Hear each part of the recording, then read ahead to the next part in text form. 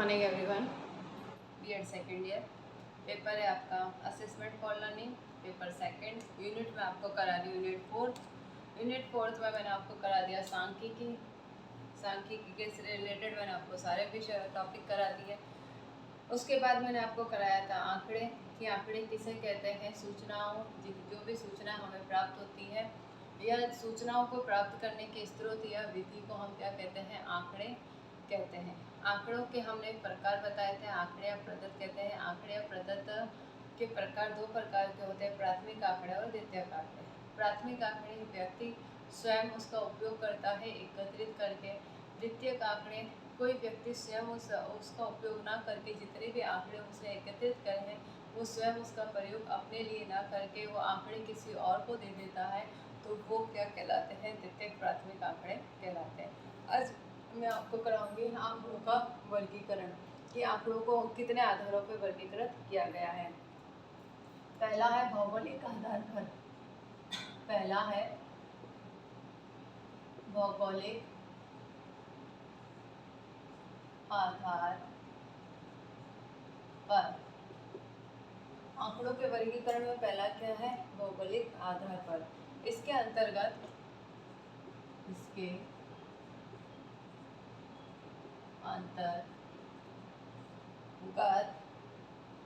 आंकड़ों इसके अंतर्गत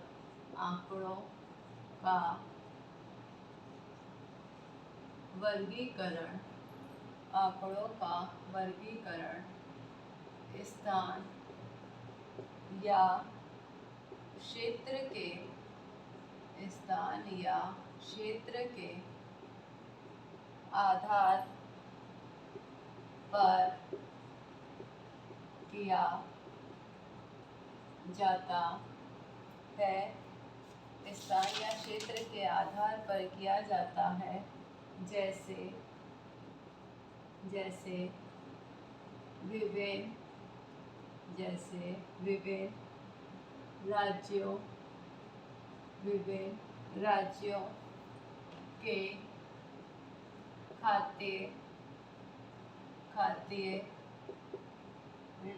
राज्यों के खाद्य पदार्थों के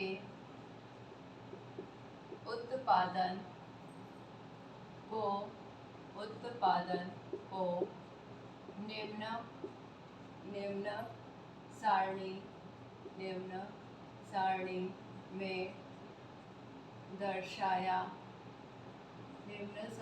में दर्शाया जाता है।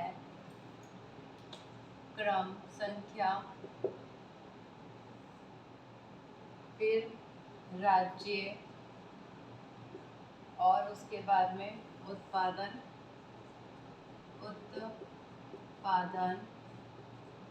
टनों में। उत्पादन किस में ले लिया, टनों में। भौगोलिक आधार पर आंकड़े जब हम डिवाइडेड करते हैं तो इसके अंतर्गत आंकड़ों का वर्गीकरण किसके, स्थान या क्षेत्र के आधार पर किया जाता है। किसके आधार पर किया जाता है, स्थान या क्षेत्र के आधार पर किया जाएगा। जैसे विभिन्न राज्यों के खाद्य पदार्थों के उत्पादन को निम्न सारणी में दर्शाया जाता है। एग्जाम्पल के तौर पे बता रहे हैं कि विभिन्न राज्य हैं, उनके खाद्य पदार्थ है, उसका उत्पादन हम किसके आधार पर दर्शा सकते हैं, हम इस सारणी के आधार पर दर्शा सकते हैं। जैसे हमने फर्स्ट लिखा आंध्र प्रदेश। अब आंध्र प्रदेश में कितनी खाद्य सामग्री उत्पादित हो रही है, तो आंध्र प्रदेश में उत्पादित हो रही है 9,690 टन। कितने हो रही है, 9,690 टन। सेकेंड है हमने लिया बिहार में कितनी खाद्य सामग्री उत्पन्न होती है, 8,474 टन। ये एक पर्टिकुलर आंकड़े नहीं बता रही हूँ मैं कि आप सोचो कि ये पर्टिकुलर मैडम सही आंकड़े बता रही है। मैं सिर्फ एक एग्जांपल दे रही हूँ जस्ट फॉर कि हाँ ये अगर हमें भौगोलिक आधार पर हमें बताना है तो स्थान और क्षेत्र के आधार पर उसका वर्गीकरण किया जाता है। तो सपोज मान लो कि जैसे हमने ले लिया विभिन्न राज्यों के खाद्य पदार्थों का उत्पादन हम कैसे दर्शा सकते हैं, इस तरीके से दर्शा सकते हैं। थर्ड पॉइंट है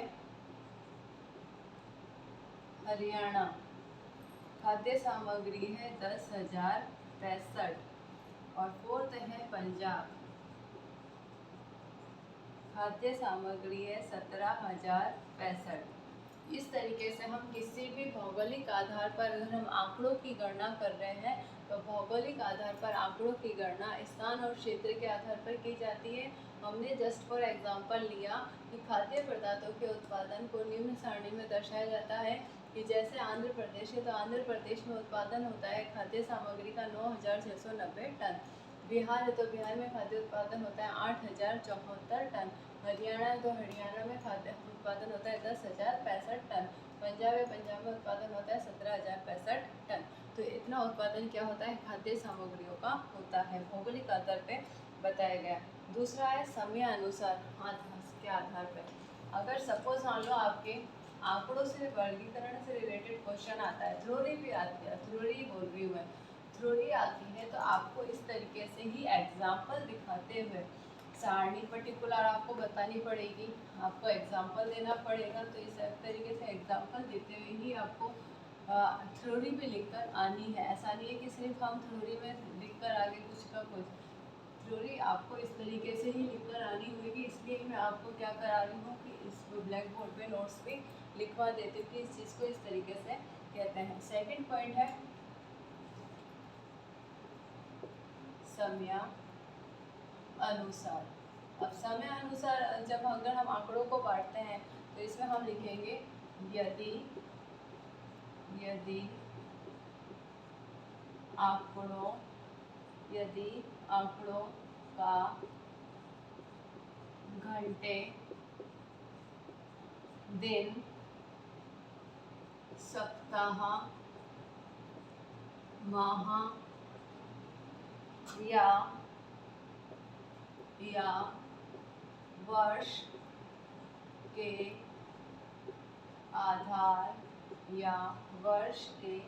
आधार पर वर्गीकरण किया जाता है तो उसे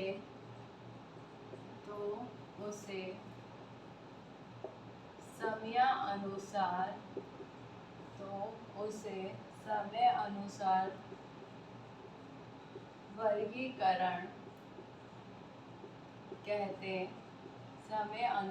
वर्गीकरण कहते हैं।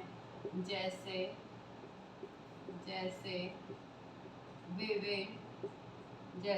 विभिन्न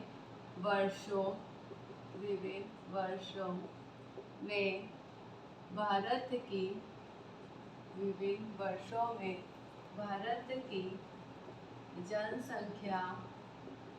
भारत की जनसंख्या को निम्न सारणी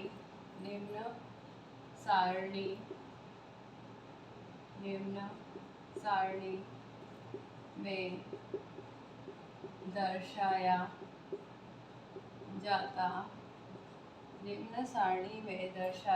जाता है या जा सकता है।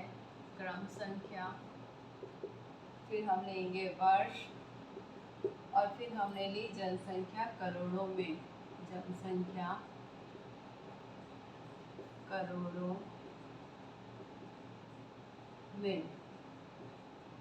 किसमें लिया हमने, जनसंख्या करोड़ों में। अब वर्ष और क्रम संख्या हमने ले ली। सबसे पहले समय अनुसार हम दर्शा रहे हैं तो उसमें हम किसको आधार मानते हैं, समय। यदि आंकड़ों का घंटे, दिन, सप्ताह, माह या वर्ष के आधार पर वर्गीकरण किया जाता है तो उसे समय अनुसार वर्गीकरण कहते हैं। क्या कहते हैं, घंटे, दिन, सप्ताह, माह, वर्ष के आधार पर, ईयर के आधार पर अगर उसका वर्गीकरण किया जा रहा है तो उसे हम क्या कहेंगे कि समय अनुसार आंकड़ों का वर्गीकरण किया गया है। जैसे विभिन्न वर्षों में भारत की जनसंख्या को निम्न सारणी में दर्शाया गया है कि 1951 किसमें, 1951 में कितनी है, 46.1 करोड़। यहाँ पे मैंने लिखा है करोड़ में तो इसलिए बार बार लिखूंगी नहीं, 46.1 करोड़। सेकेंड 1961 में 53.9 फिर 1971 में 61.8, फोर 1981 में, कि मैं जस्ट फॉर एग्जांपल दे रही हूँ का ये सटीक नहीं है, बिल्कुल सही नहीं है, 68.5। फिफ्थ है 1991 88.4। सिक्स्थ है 2001 100.1। इस तरीके से हम क्या कर रहे हैं, जब हम जनसंख्या को बता रहे हैं, जनसंख्या को हमने किसके आधार पर बताया है, वर्ष के आधार पर, वर्षों के आधार पर। सब में 10 ईयर्स का हमने क्या कर रखा है, गैप ले रखा है। 51, 61, 71, 81, 91, 2001, ये सारी ही क्या है, 10-10 ईयर के गैप में है। तो वर्षों में हमने किसको बांट रखा है, भारत की जनसंख्या को हमने निम्न सारणी के अंतर्गत दर्शाया। तो किसी भी जो भी आंकड़े होते हैं, कोई आंकड़ों को हम घंटे, दिन या सप्ताह, मंथ, डेज, मंथ और ईयर के आधार पर वर्गीकृत कर रहे हैं, तो उसको हम क्या कर रहे हैं, समय अनुसार वर्गीकरण करते हैं। तीसरा वर्गीकरण हम लेते हैं, इसमें तीसरा वर्गीकरण जो आता है आंकड़ों का, वो होता है गुणात्मक वर्गीकरण, जिसमें हम किसको देखेंगे, गुणों के आधार पर वर्गीकरण करेंगे। किसके आधार पर वर्गीकरण किया जाएगा, गुणों के आधार पर वर्गीकरण किया जाएगा। तीसरा है गुणात्मक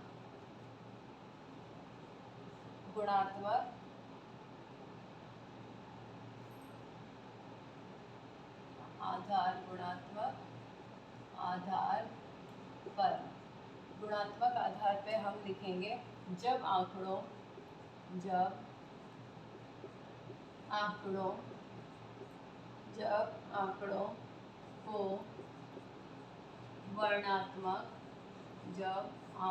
को वर्णात्मक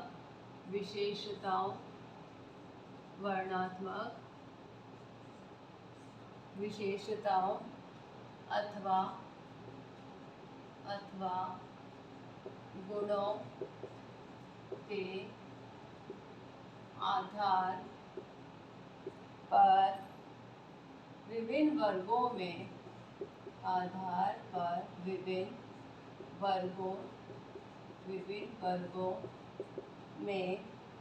वर्गीकृत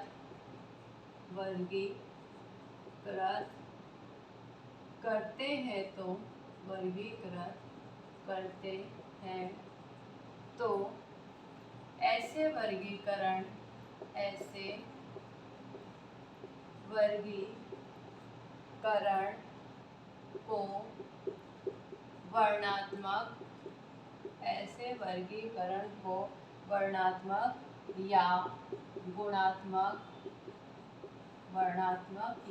गुणात्मक वर्गीकरण कहते हैं। जैसे बुद्धिमत्ता,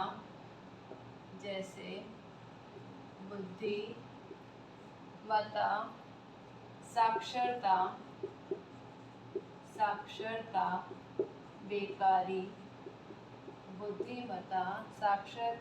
बेकारी, ईमानदारी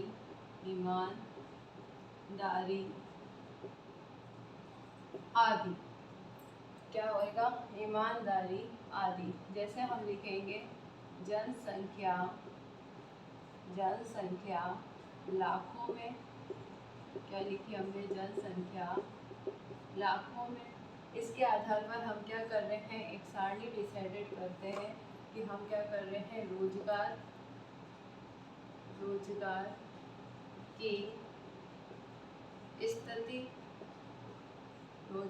की स्थिति और बेरोजगारों की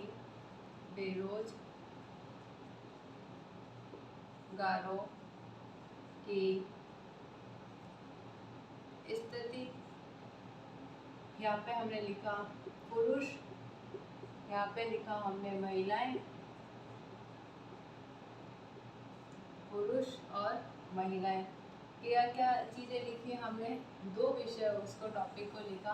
किसके आधार पे लिखा, जनसंख्या जो हमने लिखी है कि जनसंख्या जो है लाखों में है, तो जो है गुण क्या है, रोजगार की स्थिति कि कितने पुरुष रोजगार में है, कितनी महिलाएं रोजगार में हैं, कितने बेरोजगार की स्थिति क्या है हमारे देश में। तो बेरोजगारों की संख्या, पुरुष बेरोजगारों की संख्या कितनी है, महिला बेरोजगारों की संख्या कितनी है, क्या है ये एक वर्णात्मक या गुणात्मक टॉपिक है। गुणात्मक आधार पर जब आंकड़ों का वर्णात्मक विशेषताओं, किसके आधार पर, वर्णात्मक विशेषताओं या गुणों के आधार पर विभिन्न वर्गों में वर्गीकृत करते हैं, तो ऐसे वर्गीकरण को हम वर्णात्मक या गुणात्मक वर्गीकरण कहते हैं। अब वर्णात्मक या गुणात्मक वर्गीकरण, जस्ट फॉर एग्जाम्पल, अगर हम बुद्धिमत्ता के आधार पर किसी उसको डिवाइडेड कर रहे हैं, आंकड़े निकाल रहे हैं, तो वहाँ पर क्या है, बुद्धि क्या है, एक गुण है। साक्षरता क्या है, कितने व्यक्ति शिक्षित हैं, गुण है। बेकारी क्या है कि कितने व्यक्ति काम नहीं करते हैं, बेकारी। ईमानदारी क्या है, गुण है। तो इसी तरीके जस्ट फॉर एग्जांपल की जनसंख्या हमने कोई ली है लाखों में, इसमें हम क्या बता रहे हैं, रोजगार की स्थिति बता रहे हैं। किसकी बता रहे हैं, पुरुष की। पुरुष की रोजगार की स्थिति कितनी है, 16.2 और महिलाओं की कितनी है, 30.7। इसी तरीके से बेरोजगार की स्थिति 26.4 और महिलाओं की 24.8। अगर हम टोटल करते हैं तो जो जनसंख्या है 42.6 है और 38.5 है। मतलब टोटल नहीं पूछिए, बताइए पुरुषों की इतनी है, महिलाओं की इतनी है, इसमें रोजगार इतने हैं और बेरोजगार इतने हैं। तो ये किसके आधार पर डिवाइडेड करा है, गुणों के आधार पर डिवाइडेड करा है। किसको डिवाइड करा है, आंकड़ों को। तो आंकड़ों को 3 आधारों पर डिवाइडेड किया जाता है, भौगोलिक तथ्यों के आधार पर, समय के आधार पर और गुणों के आधार पर आंकड़ों का वर्गीकरण किया जाता है। कि गुणों के आधार पर तो हम किसी भी उसका गुण देखकर उसका हम क्या करेंगे, वर्गीकरण करेंगे। और समय के अनुसार घंटे, सप्ताह, महीने, वर्ष, इसके आधार पर हम क्या करते हैं, वर्गीकरण करते हैं। और भौगोलिक तथ्यों में किसी भी हम भौगोलिक विशेषताओं, स्थान और क्षेत्र के आधार पर उसका वर्गीकरण किया जाता है। गृह कार्य प्रश्न है,